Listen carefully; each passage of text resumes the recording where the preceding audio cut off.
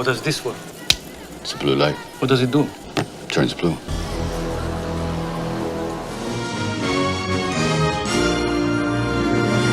Do you love action but hate pinko commies? What the?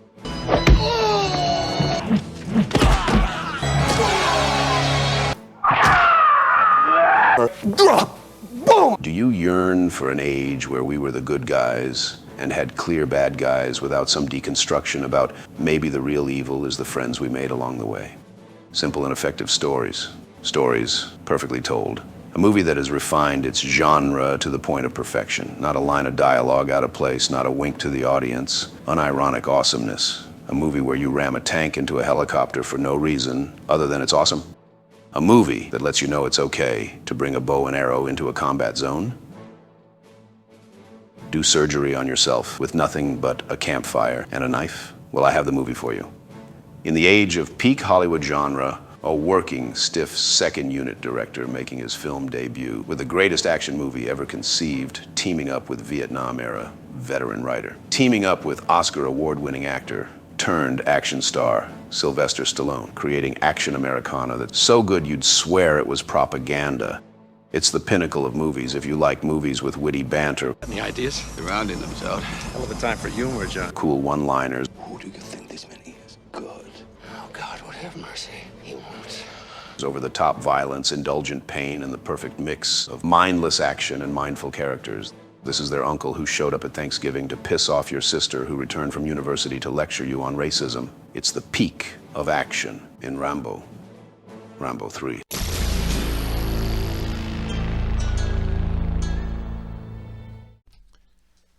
I keep telling you, I don't watch these movies anymore. It's not because they're all films that they made when I was 13. It's not because I love boomer cinema or boomers at all.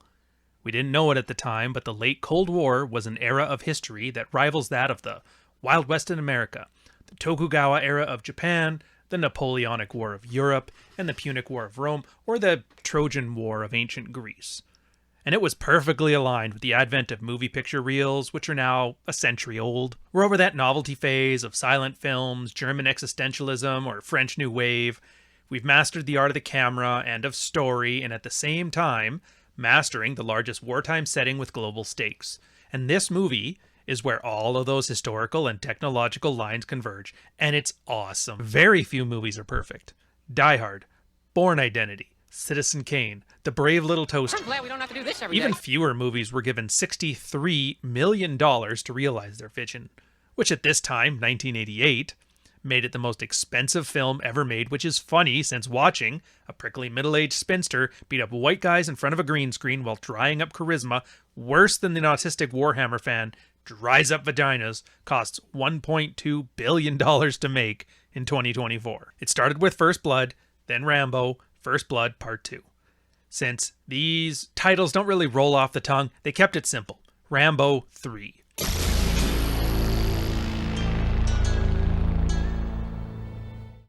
The perfect ending to a wonderful trilogy of movies that they have not revisited the IP and remade or reimagined or continued since. Shut up. So what's Rambo 3? It's proof that you can take an intelligent movie making cultural critiques of the Vietnam War and America's relationship with its veterans, authoritarianism, government and institutional failure, and the ultimate American values of patriotism and catharsis and redemption, and transform it into mindless, serialized superhero action schlock. Then, redeem the series by bringing both elements together into a mindful and intelligent, serialized superhero action film with pretty good themes. Rambo, in the first one, was abandoned and almost killed by the government he swore to protect. He was hired in the second one to serve again, and abandoned and almost killed by his government again. And finally, he returned in the third one of his own free will to save his mentor and father figure from suffering the same fate. What about me? About you. Can you get me in? We'll deny any participation or even knowledge of your existence. I'm used to it. In a way, he is saving himself, but you wouldn't know that as a 10-year-old kid watching a perfectly chiseled killing machine throw a combat knife into a dude's throat. But it's okay. I'm here. I'll be the pretentious film nerd, so you don't have to. The movie made $190 million, triple its budget, which sounds like a great thing, and it is, but the far, far inferior, way dumber sequel, First Blood Part 2, made $300 million off a $25 million budget. It doesn't make it a failure. After all, George Bush Sr. and Jr. both had a Gulf War in Iraq. Even if Bush Sr. spent $1 trillion less on his version, Jr. had way better footage. Yeah, you can't tell me that teenage you didn't get off on watching someone carpet bomb a dude fooling around with a goat and downloading a video of an Al-Qaeda beheading to piss off your parents. Anyways, forget about the edgelord flashback. Back to Rambo. There was some controversy when the film released. The Mujahideen fighters that help Rambo are basically Al-Qaeda, which you may know from such films as 9/11, Global War on Terror, and it replaced Anglo-Saxon Europeans as the go-to film villain for at least a decade. So the director, Peter McDonald, and you're going to notice a theme on all of the videos on this channel. He's not some hotshot director, and other than this, he hasn't directed any movie you've really cared about. But he was one of the staff for all the movies you've loved. He was a producer on Tango and Cash, a cinematographer on Hamburger Hill, second unit director on Excalibur, Labyrinth, Batman, the Harry Potter franchise, the Bourne series, and Guardians of the Galaxy.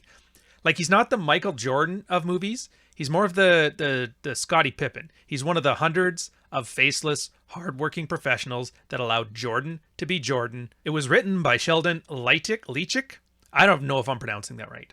Vietnam vet turned writer for stage and screen. He wrote a lot of movies, the best of which, Bloodsport. Fucking Bloodsport. Now, this may not sound like it's a big deal, but that's only because I'm in a legal battle with Golden Frog, the company who owns the IP for King of the Kickboxers, and if I ever get that video out of DMCA hell, you're going to see how good of an inside reference. Again, it's a reason these sort of films are never coming back. Stallone was an award-winning actor. He was already known for Rocky, he was already known for First Blood, and had just made his pivot to action films. Cobra came out just a year or two before. Working men who didn't just grow up watching Stallone films, but Vietnam-era war veterans who took a lifetime of experience and trauma, turned it into creative work so that soy millennial commie types will never know. But hey, maybe you prefer movies written by people whose worst hardship is learning that Jon Stewart was finally leaving The Daily Show so you couldn't get your news from sarcastic Comedy Central shows anymore. For the characters, they keep it simple. Most of the characters are plot placeholders. There's some Thailand monks, but they're not people. They're a symbol of Rambo learning to make peace with his nature by hiding from it. There's his Afghanistan sidekick Mosa, who is a symbol of how the Afghan people, while brave, are kind of useless and stupid and need Rambo, which is... I will accept no responsibility. Sounds familiar. I mean, he's kind of a symbol for America anyway, to free them, right? Hamid, young Afghan boy, wants to fight with him, is a symbol of the stakes. If Rambo doesn't do this, the young kids will die and a generation will be lost. Masood is the leader of the Mujahideen, who I thought was played by Lawrence of Arabia alumni Omar Sharif, but apparently it's some other guy named Spiros Focus. Focus. And he's the symbol of the moral message of the film. And while it is a bit part, I cannot go without mentioning Kurtwood Smith, who, depending on whether you're an old millennial or young millennial, either know him as Red Foreman from the 70s show or Clarence Boddicker from RoboCop.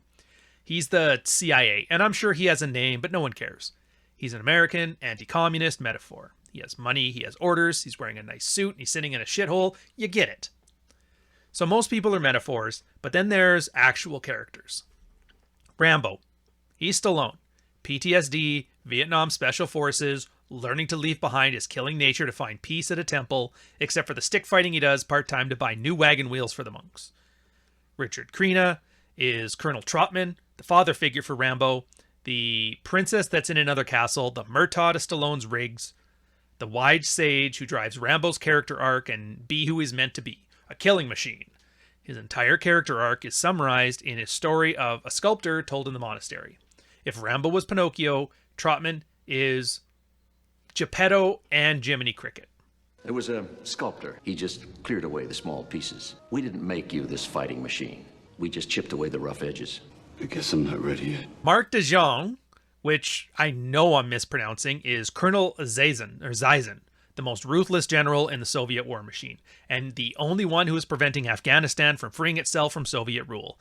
I think Think Hans Gruber, except for wearing John Phillips suits. Rumor is Arafat buys his there. Instead, he has a stormtrooper uniform. Think Trautman, but evil. Sure, he's got a justification for what he's doing, same as Trautman, but he's a communist, so fuck him, am I right, fellas? Finally, there's Randy Rainey as Korov. He's the Russian Rambo. Every villain needs a mad dog, and this is Zaysen's mad dog. It's a classic trope, where the heroes go up against their mirror images, and thankfully, they don't do what most shows do and give these guys goatees and black turtleneck sweaters. Thank fuck.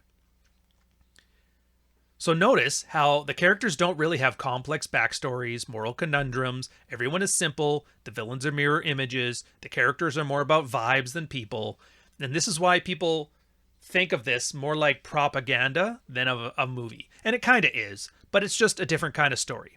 It's not character driven, it's driven by the art of filmmaking. This isn't a story, it's a movie. And it's a movie that fucks. So look, I'm going to be real with you. I hate movie reviews on YouTube. I just looked this up when I was writing this script, and it is exactly what you think it is. Theater kids and socialist commies calling it anti-Soviet propaganda. Does this mean that the gangster films are all anti-government propaganda? Romantic comedies are just anti-woman propaganda? No, all movies need a villain. Not propaganda, it's just storytelling.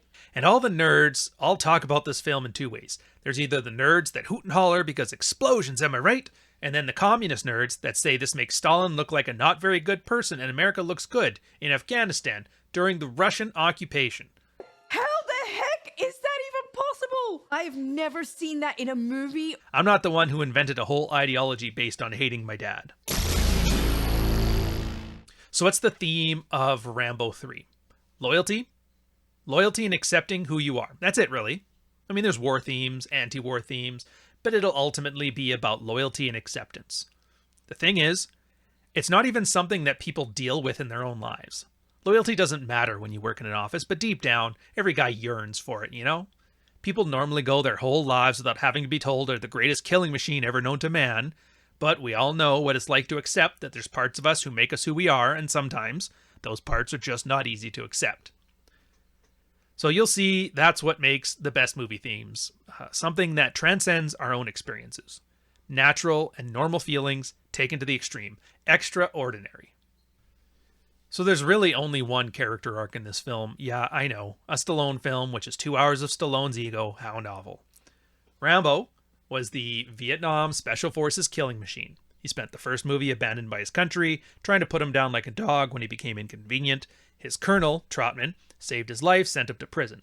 Then Trautman saved him again by offering an escape if he comes to save some POWs in Vietnam. And again, betrayed by his country, trying to put him down like a dog when he became inconvenient. Rambo leaves this all behind, moves to Thailand. He's betrayed by his country. Again, his skills have only caused him pain. He looks for peace. He has a stick fight in Thailand in order to scratch that itch because he can't quite get rid of it. And then after the fight, the CIA and Trautman try to recruit him for one more mission, this time to send missiles to Afghani rebels so they can be free. Trautman gives him his moral quest to learn to accept that he's the best killing machine the world has to offer, but Rambo refuses the call to adventure. Standard hero's journey stuff, which is great comfort to you, the viewer. It's a warm blanket, you know? The beats are there and you can just sit and enjoy it without having to worry about your girlfriend asking you questions about things that'll be explained in the plot. Everybody can follow along, no questions. It's only when Trautman is captured by the evil Colonel Zaysen that Rambo decides to go. It's one of those things serialized movies can do efficiently, more efficiently than single films. That bond between them has been established for 3 movies now, so you don't need a flashback of some 30-second war to get this. It's the loyalty for a friend. Once there, he meets a weapons dealer named Mosa, who's the audience insert, giving him exposition for everything that could possibly confuse the American audiences. It's a blue light. What does it do? Turns blue. And as Rambo learns about the plight of these people, he turns into what was originally a mission of loyalty toward his friend into saving Afghanistan by accepting his true nature. And for the pure catharsis of us all, his final set piece is both him and the colonel standing up to each other against an entire armored division of communists, cocking his grenade launcher as a symbol for accepting his nature. Yeah, fuck him. Colonel Zaysen is your typical tragic arc for the villain of every Western ever. He's loyal to the Russians, he's a mirror to Trautman. While Trautman fights for his country to free the oppressed people, Zaysen fights for his country to enslave them. As Rambo foils plan after plan, offering the first resistance to the region ever, he continues to devolve until the final scene where he decides to ram Rambo, who's riding in a tank with his attack helicopter. Killed by his ego, killed by his pride. Don't dwell on that though. Remember, dirty, pinko, commie, dying, it's a good thing. And the reason I don't think this film is propaganda is that Stallone's ego is a far stronger reason that Rambo is the only character development in the film. Kurov is bizarro Rambo. Rambo has his own free will. He turns down fighting for Trautman so he can find peace. He joins only because he wants to save his friend. Kurov is Rambo if he didn't have a conscience. He kills prisoners because he's ordered to, and he kind of likes it. He throws comrades in the way to save his own life when he's in trouble. He wants to kill Rambo because he wants to win. He is what could have happened to Rambo if his government hadn't thoroughly screwed him over, and we were a block of evil communist tyrants. He dies because he's not Rambo.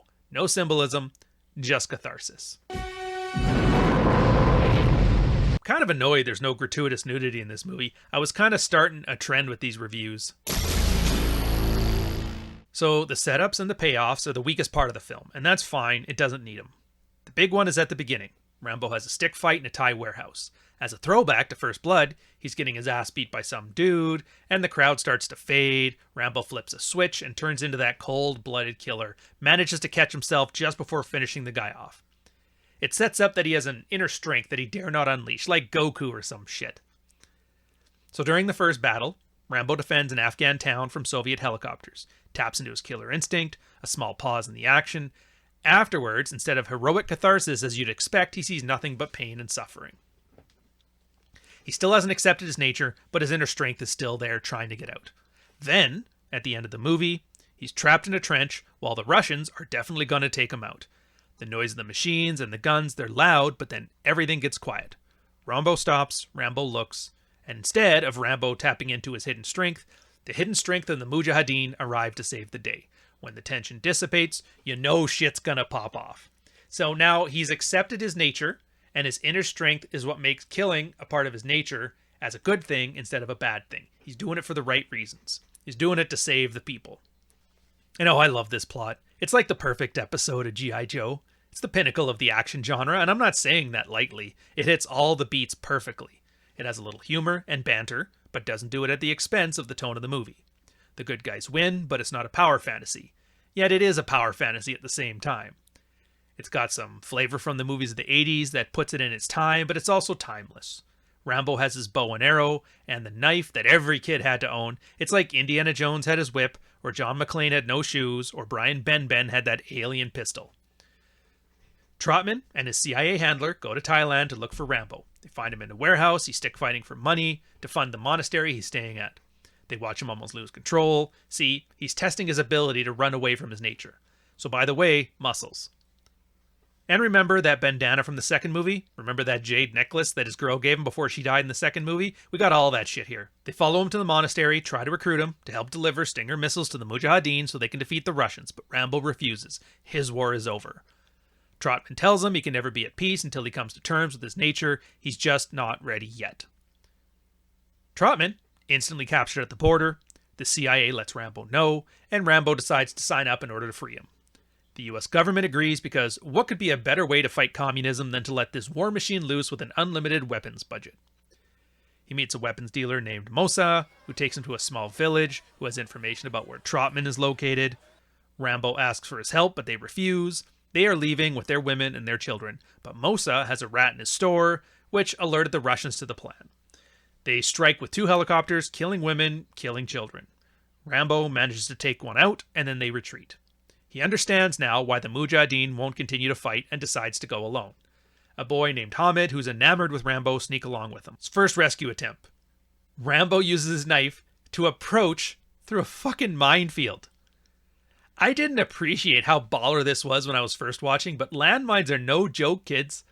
I've been watching the Ukraine war videos, and it's like people are just getting blown up left and right. Musa almost gets them killed by setting off a tripwire, but Rambo disables it. They set up explosives around the base for their eventual escape in the tension-building scene that, again, shows that that these people are evil and need to be stopped. Hamid almost gets killed. Rambo alerts the guards, saves the kid's life. He won't be able to save Trautman this time, and he has to escape to save Musa and Hamid. Dude, the set pieces are awesome in this. Like, I won't spoil them as they're worth watching. The main point, though, he barely escapes with his life and has a serious injury from Bizarro Rambo. Now, there's no Yoda in this movie, no Dagobah Swamp Planet, but there is Rambo using gunpowder and a fire to cauterize his wound in a cave. Symbolism or awesomeness, you decide. The Russians attempt to hunt Rambo down, but he pulled a Hobbit and figured, fuck it. The closer to danger, the further from harm. While the Russians are out looking for him, he climbs a goddamn mountain, breaks into the prison, saves Trautman, takes a helicopter and a few dozen Afghanis with him, and tries to escape to the Pakistan border. They're shot down, and they get Afghans to join the Mujahideen in Pakistan. Go, we'll figure it out on our own. Then they hide in some caves while the Russians try to hunt them down. I'm sorry I got you into this, John. No, you're not. The second set piece, just as great as the first. Stealth kills galore. Rambo set up his iconic bow and arrow with explosive tips. He takes out an attack chopper single-handedly. He stabs and shoots and bows multiple Russians. He buys Trautman time so he can escape. And then when escaping himself, finds out Bizarro Rambo is still alive and out for vengeance. Who are you? Your worst nightmare. He has to kill the evil version of Rambo. Do you remember in my Come in Peace video where I talk about American action versus Hong Kong action? This is another great example, by the way. It's not a realistic fight, it's a theatric one. It's more like WrestleMania than John Woo, and you really learn to appreciate the theatric fights for what they are. Like, they're emotionally resonant, just as good as when Disney adds sad music to their movies in just the right way to make you cry. It's manipulative, and it's lazy when Disney does it, but it's right there when they take you on a mini story of ups and downs, and finally, catharsis. So, symbolism or awesomeness, you decide.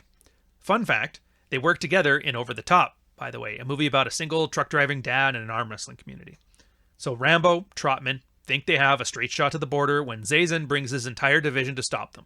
For the third set piece, and all awesome action movies have 3 action set pieces, you're going to see those in future videos on the subject, you have a very bare bones set.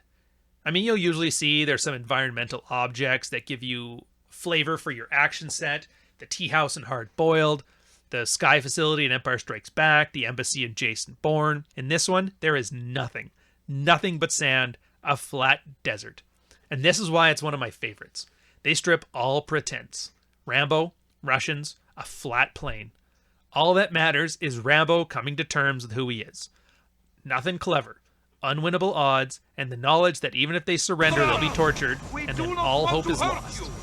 Somehow I don't believe him. Of course, Rambo came to terms with his nature, saved the Mujahideen's brethren, and the Mujahideen had saw Rambo had saved them, so they decided to join him in return for his loyalty.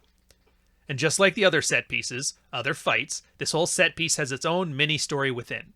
Now, I'm not going to break down every choreographed beat, and to be fair, I don't want to. Part of what makes these movies as story as action and makes it work is that you don't have to talk about them. It's like a good joke. Explaining them only ruins the magic. So all you know is throughout this whole movie you were told how Rambo is a killing machine and he's always held back using the minimum amount of force to stay alive.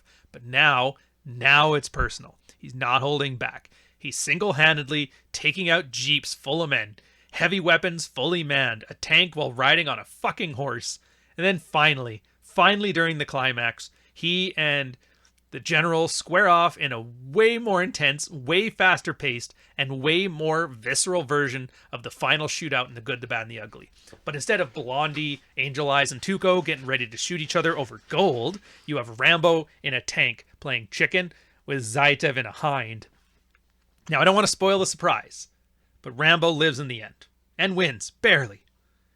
He gives his trinkets to the kid, his war is truly over. He and Trautman share some witty one-liners in the Jeep while they ride off into the sunset. King of the Kickboxers loved this ending so much that they stole it for theirs. I love how everybody steals everything from everybody else, and it's always awesome. So do you ever notice how every Marvel movie has the hero fight his opposite? Tony Stark, evil Iron Man, Ant-Man, evil Ant-Man, Thor, Loki. Well, before them, there was Rambo III. And dude, this film is perfect. It has the entire formula perfected. A century of cinema, experimentation, mashing up of genres, deconstruction, reconstruction, and finally the hard-working, veteran working stiffs were given the reins and they perfected it. Alchemy, turning lead into gold. The perfect 3 set-piece action structure, the perfect one-liner deliveries, the perfect mirror image villains, and the perfect heroes, the perfect moral themes, just deep enough to carry a simple and visceral story. The ordinary made extraordinary.